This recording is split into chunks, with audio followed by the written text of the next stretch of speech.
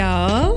Welcome to Down Ballot Banter, the podcast that puts the spotlight on local elections and what local government actually means for you. I'm Monèt Noel Marshall. And I am Quay Weston. Yeah, you are. Local elections are extremely important, and we're on a mission to learn together and to break down local politics in a way that makes sense to us and doesn't require us to be experts. Because we are not. Hello. So, whether you're a seasoned voter or this is your first opportunity, we've got the insights and information to keep you informed and engaged. Because when it comes to building new worlds, all of our inputs matter. Yes. So, if you're ready to learn with us, let's go.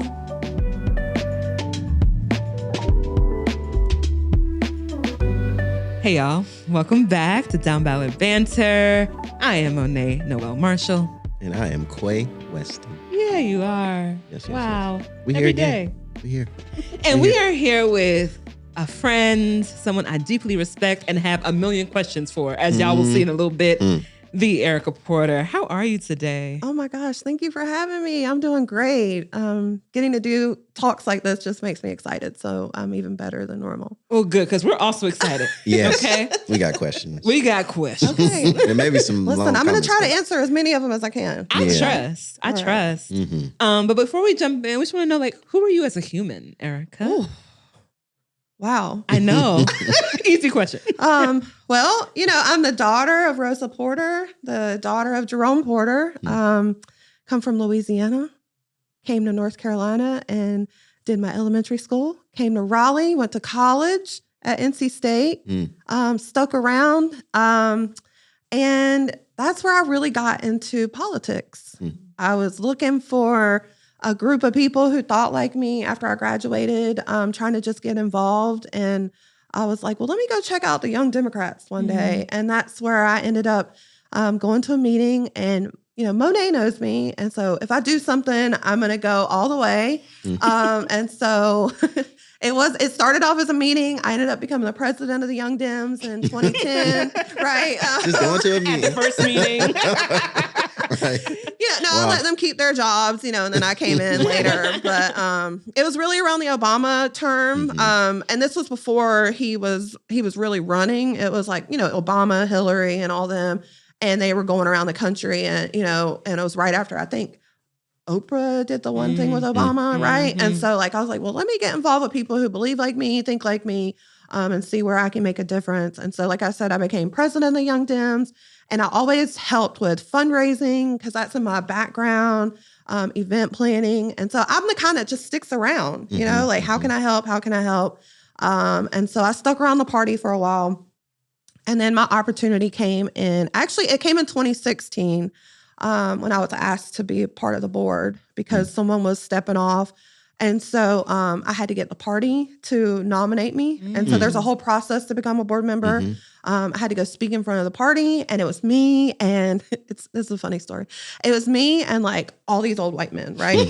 So I'm standing up there in front of the party, and we have to talk about why should you vote for me? Because technically we have to get the party to vote in our way, and then they send our name to the governor and to the state party. Okay. So it's a little mini election, right? So, we had to give our speech, and I was like, I don't look like any of these guys. So, so first of all, that's, First things first. First things first, I was like, I don't look like these people, right? And I was like, I bring a different vibe. I bring a different lens to the conversation.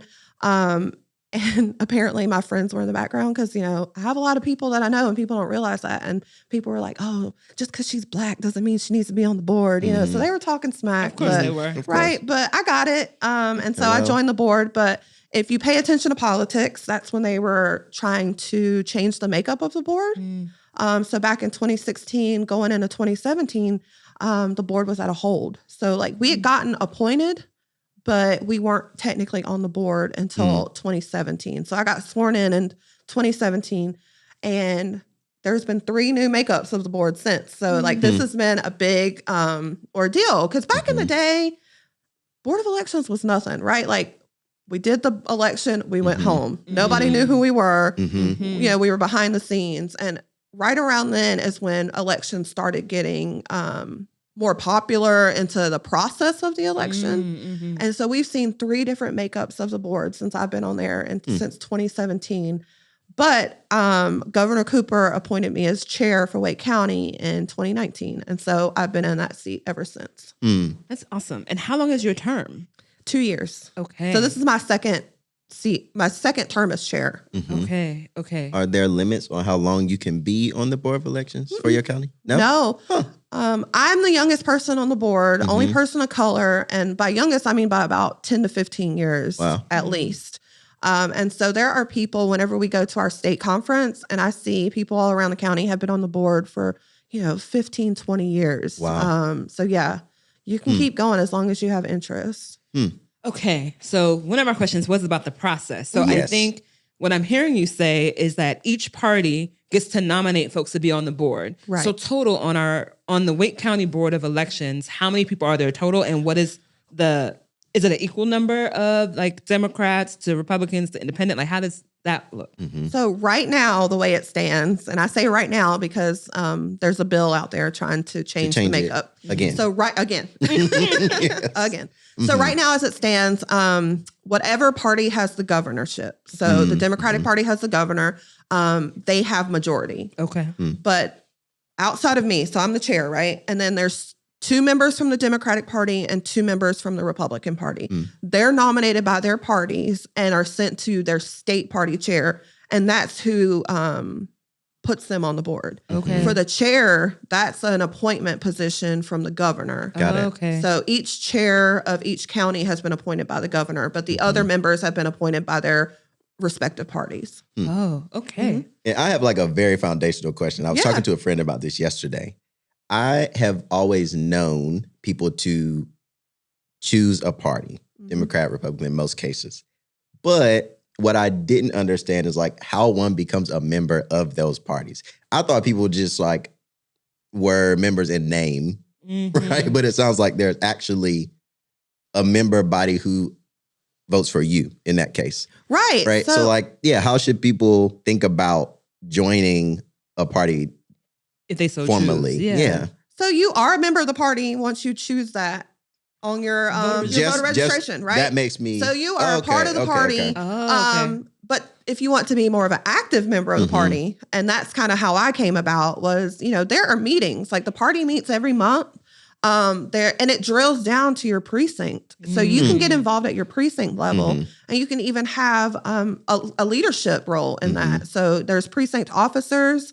And that really is how you've seen people go to the conventions. Yep. That's really how you get involved. And you've got to start at your precinct level. So, having a leadership position there and then moving up on the county level, regional, state level. So, there are levels to this, right? You can I'm a Democrat. Correct. I'm a Republican, right? I'm an independent on my registration. But to get really involved, it means going to the meetings, being involved in your precinct, organizing, and getting folks out. Yeah.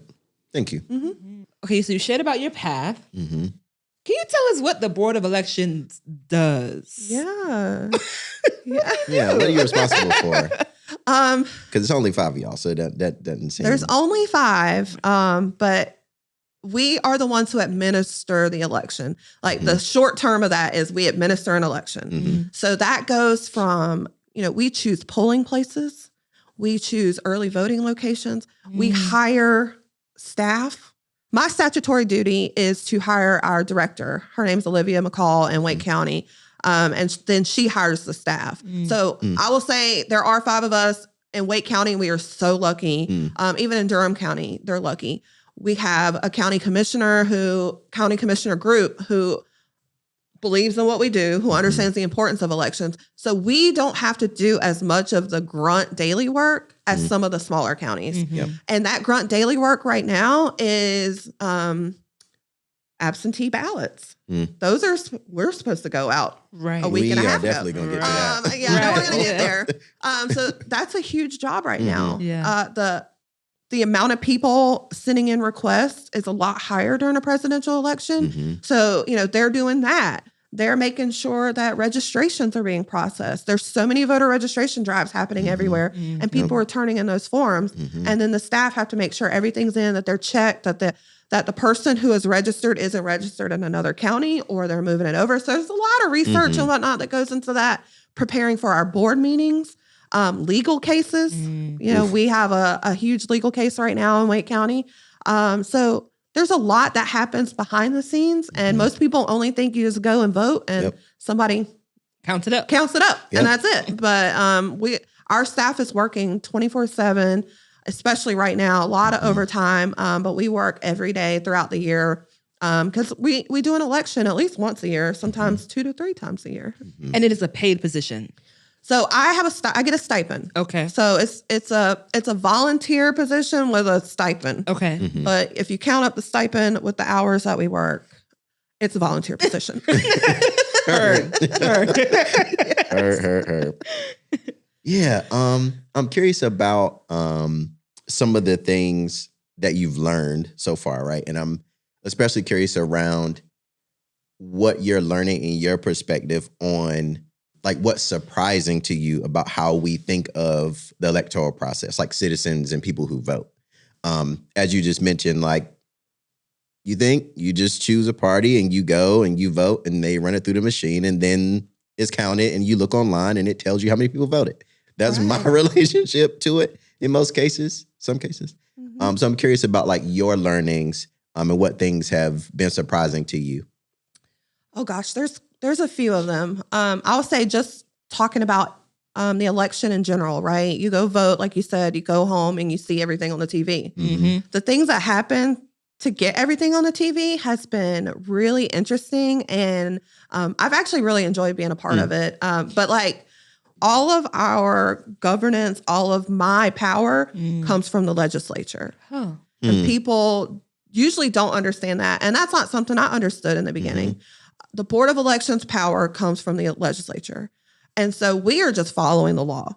Like we don't get to make up rules. We don't like everything. I should have brought it in, but I have a book about this thick. That's laws of North Carolina elections and rules. And that's everything we do. It could be found in that book. And you can look at it online too. It's up there. But one is that the legislature rules everything, really. If you want changes in election, it's going to come from the legislatures. It's not going to come from us. We have a larger mouthpiece, and maybe we might be able to, influence. And when I say influence, I mean influence in procedure, not party, not who's going to come out and win, not who's being elected, not who's running for office, but in the procedure and policies that make the election go. We might have a bigger mouthpiece than everyday North Carolinians, but that was a huge surprise for me. And then just the actual counting of the votes is very interesting. And I encourage everybody to go check out a meeting. It might be boring, but you'll learn something because like we look at everything. And when I say everything, I mean everything. Like absentees coming up, our first absentee meeting in 2020, presidential election. Yes, it was COVID, so I'll go ahead and start there. And more people were voting by mail. But we looked at over 36,000 ballots. In Wake County. Just in Wake County at our first meeting. And totaling over 175,000 mail-in ballots over the 5-week period that we looked at them. So when I say we look at it. And we're sitting there looking and making sure that everything's right on these ballots to make sure that they count. And then people worry about voting provisionally. Say you go to the wrong polling place, you can still vote. And what happens is we'll count the contests that you're eligible for where you live. So you can vote provisionally. And we look at all those too. So there's a lot of work that goes into seeing those numbers that you see on the screen at the end of election night. And it's been really fun. Wow. Thanks for sharing that, Erica. Yes. I think it does hearten me to know that there are like actual humans looking at those things. I think in my brain, I just thought it was like it's a machine that's just like spitting it through. So it does feel good that there's humans on the other end and that you're one of those humans. I have a question about, there's a lot of fears and misinformation and disinformation about voter ID laws and like what that means for North Carolina in this election. So I was wondering if you could like help us understand what do we need to take to the polling place in order to vote. Right.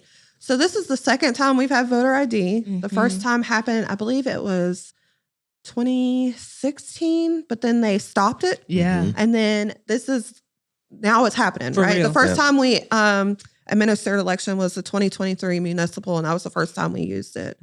In Wake County, we vote over 800,000 voters. And so we tend to see things that happen, the good, the bad before every other county. And we kind of inform the state on what needs to happen. So voter ID, still brand new, even though we've technically had 2 elections, right? We've had the municipal, we've had a primary. There are a lot of people who still don't know that they need to bring their ID. So the huge thing that I'm going out is telling all of this, right? So you need to have an ID, and it needs to be an acceptable ID. And there's a list of those. You can go to ncsbe.gov, the government website for the state. And it'll have a list. So part of that list is your usual driver's license or your non-driver ID that you can get at the DMV. Those are accepted. All these need to be unexpired, or if they've expired, it has to be within a year. So a year of the day you go to vote, right? If it expires after that, then it's not legible. It's not eligible.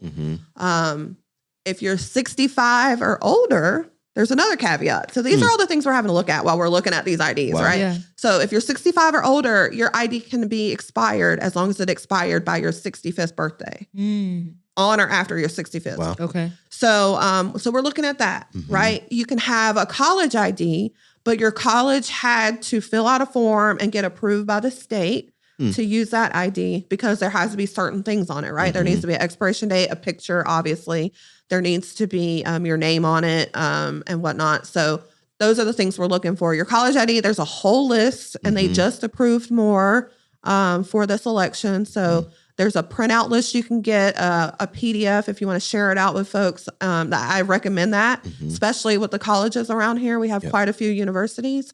And then also tribal IDs. So if you're part of a nation, you can use that ID, federal IDs, and IDs that you get for being part of government services. Okay. That's a lot. That's a lot, but that's really helpful. Yeah. We were talking about the expiration piece and like your ID expired on my birthday. I didn't want to call you out. It's all right. It's all right. I'm going to take care of it. It's just the DMV lines have been so long. Well, here's another thing. I was doing this for the primary, and it was great then telling everybody, go to the DMV website, get that free ID that you can get if you don't have a driver's license, and they'll get it to you. But right now, they're about 6 weeks behind in mailing. And so we're about out of time for people going to do that. Yep. The other ID I did not mention is you can go to your county board of elections and get a voter ID for free. So they'll print it out for you, and it's usable for elections. It'll have your picture on it. It'll have your name, and then it'll have your voter number. So it's not identifiable information unless you really search. All that information is public information, but it's not all going to be written on there. Okay. So you can go and get that as well. Okay. Get that if you would like. And we're going to drop links in the description so that people can go and get this information. 100%. So you mentioned colleges, and we were just talking briefly about ongoing / maybe just concluded situation with UNC and students. What was it that they have digital college IDs essentially? And there's this ongoing question or ruling around whether that's an acceptable form of voter ID because it's digital. And I know there's some language, I didn't copy it here. There's language around it having to be like physical, tangible, that you can touch and hold and inspect. So we're curious about instances like that, right? In where these rules change and there's questions, challenges around voter ID, and I think it can create confusion, right? Which then, as we were just talking about, impacts participation in some ways, right? If you go to the polling place and they say, oh, we actually can't take that. You need to do X, Y, Z in order to be eligible. What's your perception of things like that, like instances like that in which the ways voter ID impacts students, whomever, might play out? Because one of my fears in that specific case is that people don't have access to this information or aren't looking online to see what types of IDs are acceptable. And I remember my college days, I would just be like, hey, this is my ID that I have and it's digital. Yay, yay, yay. But then I go to vote and it's not eligible. So any thoughts or comments on that you have or, yeah. That is a loaded question. in my nonpartisan answer is going to be, so yeah, everything needs to be tangible, needs to be able to present and somebody look at. So the digital ID is tough, and we're in a digital age. This is, and like I said, everything's by the legislature, right? So these are folks who put this law into action and now having to figure it out, right? So we're having to implement a law that's been pretty new. Yes, they put in some details that we follow, but the digital card, that's new, fairly new. So that's something that for the next election, they're really going to have to look at, I believe, because a lot of schools are going that way. Right. But as far as having something tangible, that's what we have to follow right now. And another thing I forgot to tell you is if you do get your ID renewed with the DMV and they give you that piece of paper, you know, the fold up piece of paper, that's the temporary, you can't vote with that. That's not a legal document. You have to have the card. Okay. Have to have the card. Monét, if yours is expired, when did it just expired? On my birthday, August 29th. You can still vote with that card. Thank you. Yes. I'm really glad to hear That's that. good news, yeah. But I am going to get my card renewed because it's illegal to drive with a... Facts. I'm not telling her to drive, y'all. I just told her she can go to vote. Somebody will I'm drive her to the poll and she will go and vote with that card. Yes. Okay. But back to your question, yes, not everybody's as involved as I am, or even you all are, right? Paying attention. So it's really on like our parties. It's really on our nonpartisan organizations to really get out there and hit the ground and get this word out, because it's going to be challenging for folks. Somebody's going to go and vote. They're going to be like, oh, I can't show my digital. And then they're going to turn around. And that's not what we want. Right. And so there are options you have if you don't have an ID. It's called an exception form you can fill out at the poll. You will vote provisionally. So there's two ways to do it, right? You can vote provisionally, then come back to the Board of Elections before we canvass. And that means before we fully count and certify the election, which happens the week after the election. So you can come by that, I believe by that Wednesday, to show your ID. Or you can vote provisionally at the poll and sign the exception form. And it has a whole list of reasons why you couldn't have your ID. It's not even a reason saying I don't have an ID. It's a reason why I could not present my ID at the poll. And it could be, I left it at home. I don't have my ID. Sign that form. You have to put your name and like your last 4 digits of your social, I believe, just so we can verify that you're a voter. And you can still vote. And your vote will count. We will count it when we canvass the next week. But there's another option if you don't have it. And people don't know that as well. Yep. So I want to talk about electoral trust and the ways that people are feeling really challenged across the political spectrum with like, does my vote matter? Am I counted? You know, I vote within the electoral college, or like, you know, voter fraud, right? I would love to hear your perspective on that and what you would say to a voter who is distrustful of the process. The first thing I would say is come watch the process. If you don't trust it, come see it. Only you can, change your trust or your distrust. And by seeing it, usually that kind of helps the process, seeing what we're doing and how we're looking at it. And you should see I don't even say the arguments, the disagreements we have, the conversations we have about sometimes just one single ballot and making sure it counts. There are people all around the state, and yes, we're all with different parties, but we're there for a reason because we care about elections.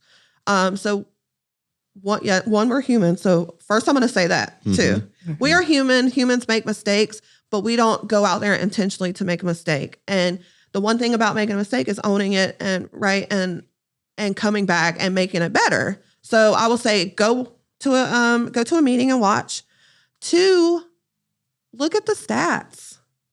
If you look at voter fraud stats, especially in North Carolina, it's barely there. Even in Wake County, out of 800-some-thousand votes, there might have been 1. And I don't even remember that one happening, right? So it's rare, and people the louder folks will say it's happening, but look at the stats. They're there. You can go comb the numbers and find out how many votes were thrown out, and it's going to be a small amount.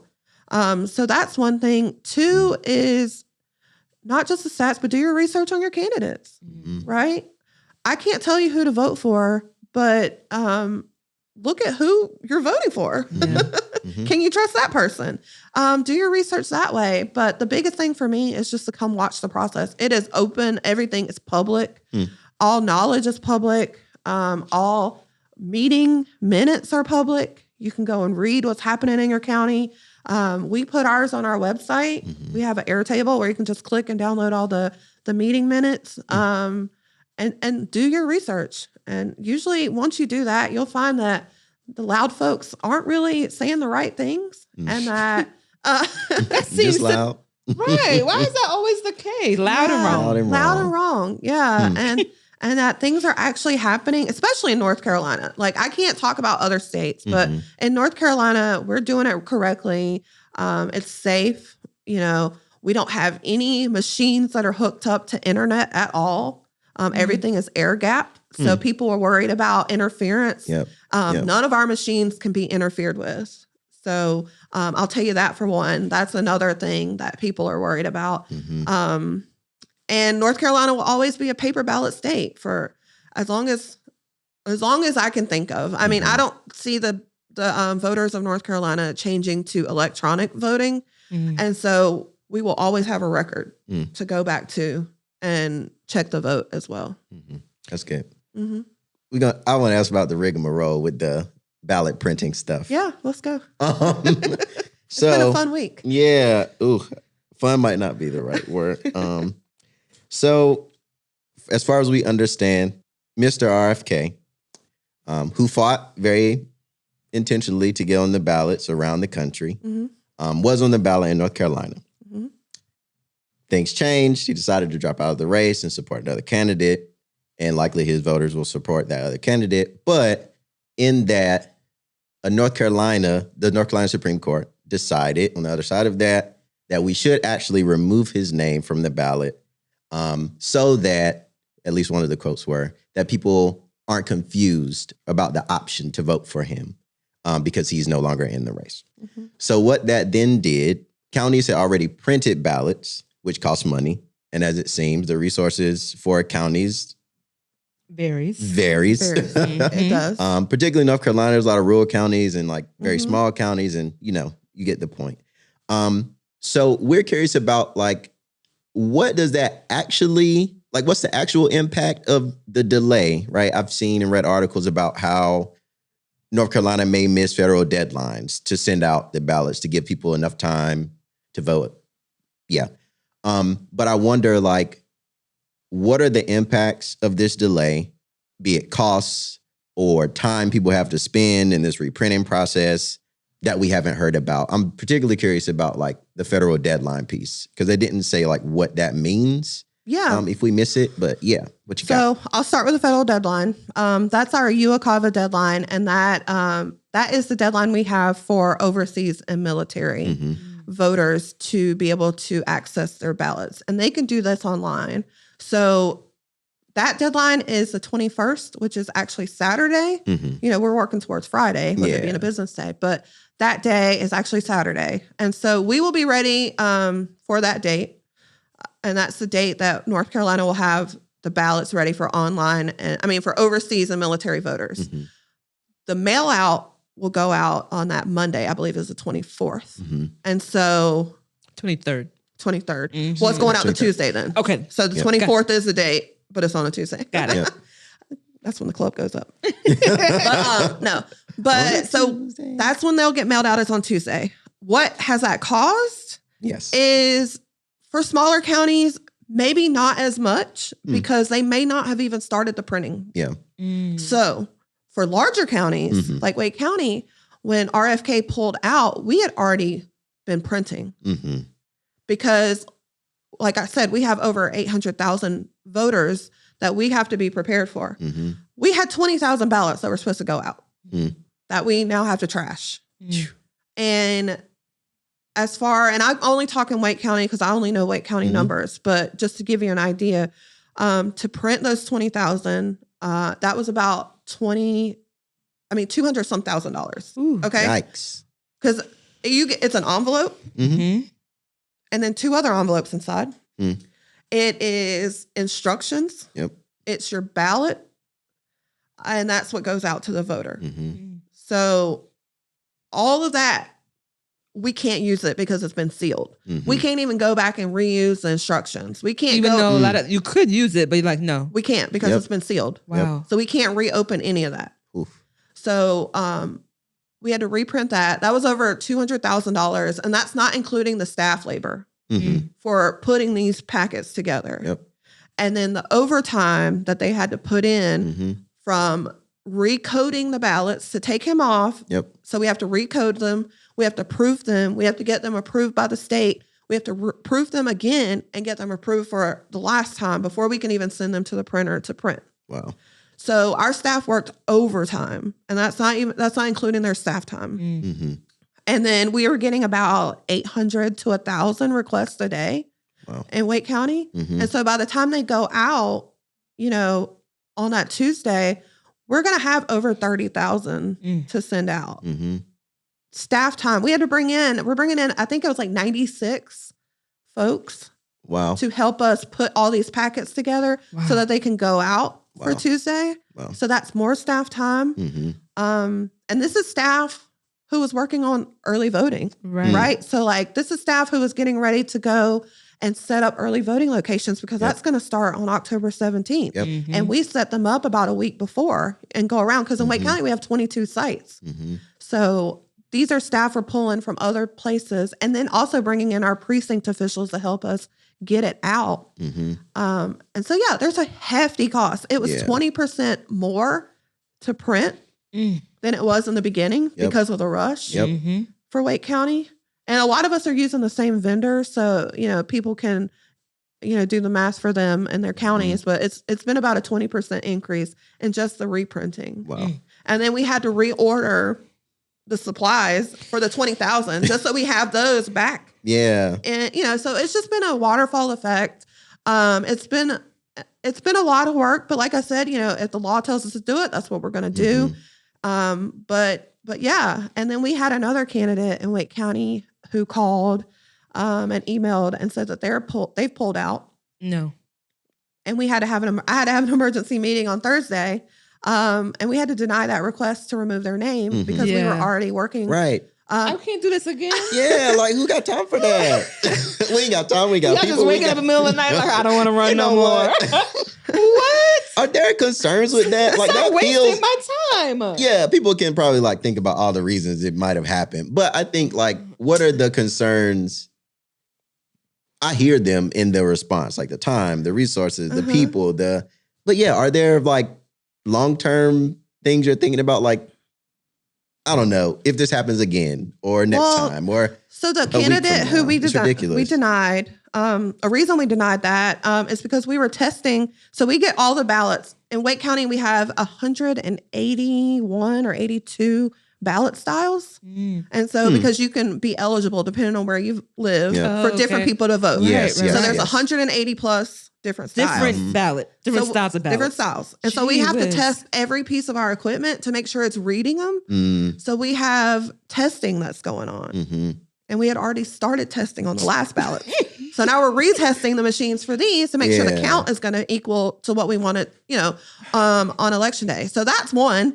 Two, if this person does get elected in Wake County, and it's a school board race, what happens is their position is vacant, and then it goes to the Board of Elections to fill it.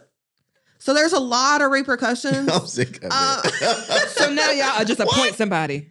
Yeah, but hopefully somebody else, we're hoping somebody else wins, right? But I'm just telling you the law. Like if you pull out and one, we hadn't, at the time we had our meeting, we hadn't received their formal, they have to fill out a form and sign it and send it in. We hadn't received that at the time. So if they go through all of that and then somehow the voters never hear that they dropped out and they get elected, it is considered a vacant position. And then for the school board, it's under our jurisdiction to fill.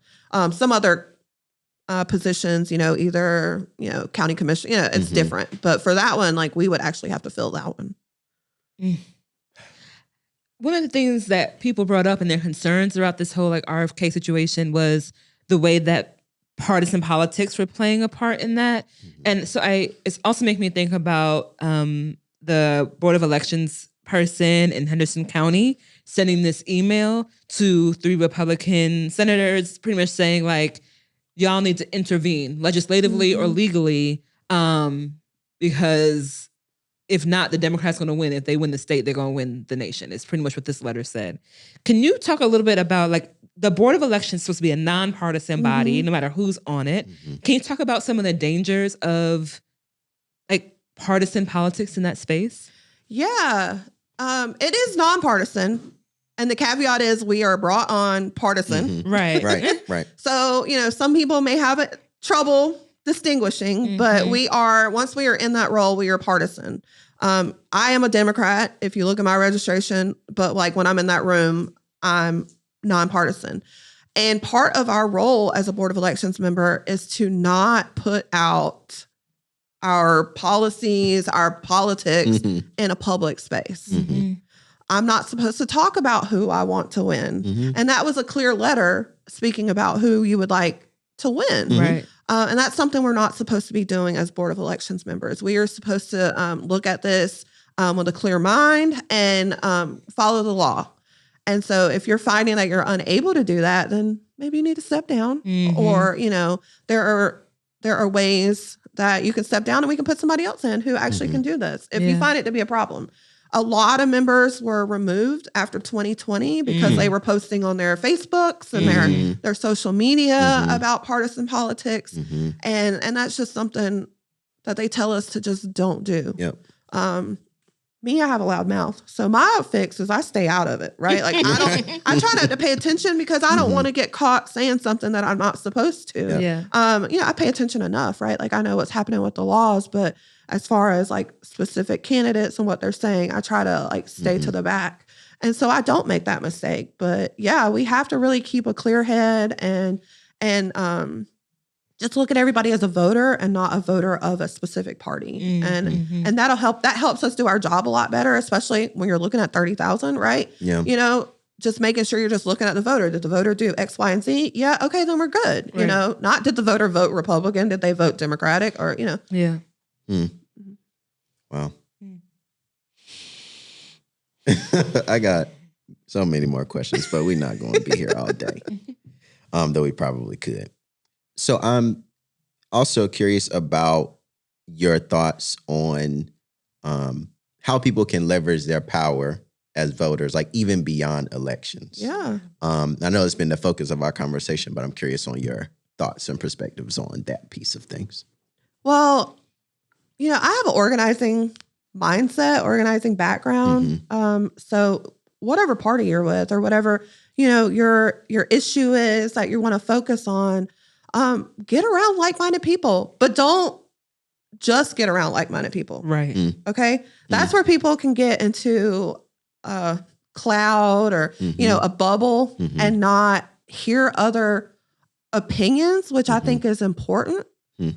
And so, make sure you're spreading out because one, we're in Durham, we're in Raleigh, and we're in a very highly populated area with a lot of colleges and universities. And if you look at maps, especially when you start looking at electoral maps and everything, you'll see like the pockets, right? You go in a Greensboro area, you got the colleges there, Charlotte.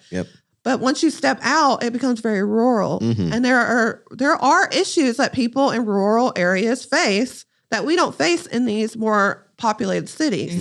And so hearing their opinion is going to be a huge, huge deal on your organizing. And this could literally be any subject, right? Like we could talk art. Art's different here than art in the rural areas, right? Like any subject, you want to make sure you're hearing other opinions. And people forget that, especially when it comes to elections, is listening to other people and not being so tunnel vision. So, my big thing is getting out there and listening to folks, talking to folks, hearing other opinions, and then form your opinion. And if you're wrong, right? Like, it's okay to be wrong. We're humans. We mess up all the time. But what you do when you mess up is going to be the big thing. If you're going to stand 10 toes down being wrong, then that's a problem. And that's going to cause issues and it's going to trickle down, right? So the biggest thing is to have that organizing mindset, find your issue, find the people who can make policy on it, right? Meet those folks too. Find out what it takes to make the policy. Right. Okay. Because making a policy is one thing, but the steps that it takes to get a policy written, voted on, enacted, all that is a lot. And people think that it's just really simple. Like somebody said, we need to do this. Now it's a law. And it takes a lot of committee meetings. A lot of the legislature, you can go and sit there and listen. And you can call your representatives, you can call folks and let them know how you feel. And you can be a part of that. Hopefully we've elected people who will listen to their constituents, right? But making your voice heard at the ballot box is one way. But after that is just to keep up with it. And don't just vote on presidential elections. We run an election every year. Next year is going to be municipals. And that's where the people who really affect your day-to-day life, like your city taxes, your roads, all that, those are the folks who are being elected next year. And that's where you're going to see an immediate change, is in that realm. Yes, federal is very important. So don't think I'm not saying that, but your local and your regional elections, and then even your Congress, right? Those are coming in 2 years. Those are going to be big elections to follow because, your president can only do so much if they don't have a legislating body behind them, right? So staying involved is really going to be it. Don't just sleep every 3 years and then wake up and like, oh, dang, we got to vote now. Right. It's real. It's real. And Erica, I think that's such an important point. And that's also why we're doing this podcast, right? Because we do feel like actually we have access in like right here, we have the privilege, we live in Durham. So the State House is like a 30-minute drive up the road. Like we can just go to the State House and be like, hey, like, who are you? What do you care about? This is who I am. So I really hope that folks will take you up on that and really hear you. And also, here's a plug for hosting a down ballot brunch with your homies to talk about these issues. Yes. This is why we're doing this. Yes. Go back to your community, have the conversations, and do some good listening. Yeah. So we have just a couple more questions. Okay. The last big one is, what are you dreaming for North Carolina? Oof. That's hard. Everybody asks me, where are you from? Where are you from? And I still say Louisiana, but I'm really from North Carolina. Yeah. And if you look at everything I do, it's to make North Carolina better, whether that's, in the community I live and work in, whether it's the elections, whether it's art, how I got to meet Monèt. I just hope for a future where people can be their authentic selves, one, and not get accosted for who they are, that they can go out and exercise the rights that we all have as Americans and not be accosted, right? There's a theme here, if you get it. But I just want people to just be them, to be able to just live their lives. I want everybody to be able to give back, right, to a society that will give back to them too, and not put all the work in for a society that isn't there for them. And I think North Carolina is an amazing state. Like we've got beaches, we've got mountains, we got the middle, we've got a little bit of all kinds of flavors, right? We don't want to talk about the barbecue because I'm not from here, so we're not going to go there. Wow. Ooh. Wow. It was spicy. Not eat it. North Carolina barbecue slander. But, Wow. Wow. But I just want for North Carolinians to be successful, and whatever that success means for them, not monetary success, or whatever it means for them, and to do it without hindrance and without bad actors coming out and trying to change their minds. So it sounds hopeful. It sounds like a fairy tale book, but I think we can get there. If we all pay attention. Yeah. Yep. And yes, we do have different opinions on how we should get there, but I think we can get there. I agree. Yeah. Love it. We ready for our last five? Ready. Here's our hot fire question. Okay. Here we go. 1, Pepsi Cola or Cheerwine? Cheerwine. Okay? Mhm. Bojangles or cookout? Ooh, Popeyes. Wait a minute. She did say she's from Louisiana. I am from y'all. Louisiana. Okay. But I'll go Bojangles. I'll go Bojangles. Okay. Sweet or unsweet? Sweet. UNC or Duke? I You went say to you went to state, state. sorry. So I'm going Duke. Oh, Dang, interesting. you ain't just gonna say state? You're not even gonna lean on state?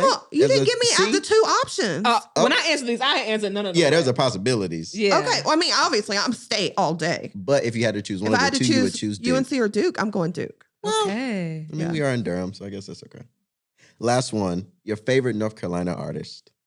Oh, only because a large picture of myself is hanging in my my apartment. So William Paul Thomas painted that, and I'm a big fan. Shout out to William Paul Thomas. Yeah. Yeah. And it's a beautiful portrait. Yes. If I find a photo, I might just steal it from your Instagram and post it. Please. Because it's, yeah, he I'd like to did see it. it. He did it with Yeah, that one. I like to see Yeah. that. Erica, thank you so much for taking time out to come be with us today and educate us. I know I learned so much. 100.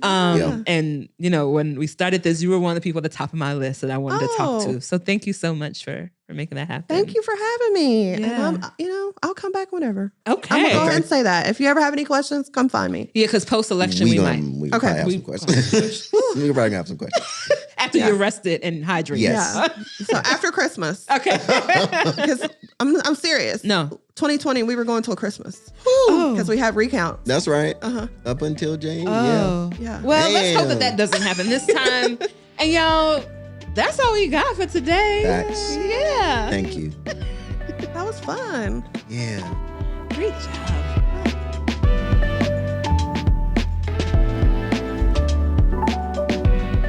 Thanks for tuning in to Down Ballot Banter. We hope y'all enjoy diving into the tentacular world of local politics with us. Yeah, and don't forget, this podcast is an extension of Monet's beautiful dream, the Down Ballot Brunch, where there are 3 simple steps. It's to eat, have a conversation, and to act. That's right. Have a conversation using this podcast episode, the Down Ballot Brunch chat guide, or your own prompts. Write a note to an elected official on a Down Ballot Brunch postcard. Share quotes from your convo on social media, with consent, of course. Or text 3 friends about their voting plans and find out what matters to them. And if you're watching on YouTube, be sure to like, share, subscribe. If you're listening on other platforms, be sure to rate and review. Share it with your people. Until next time, stay informed, stay engaged, and keep up with the Down Ballot Banter.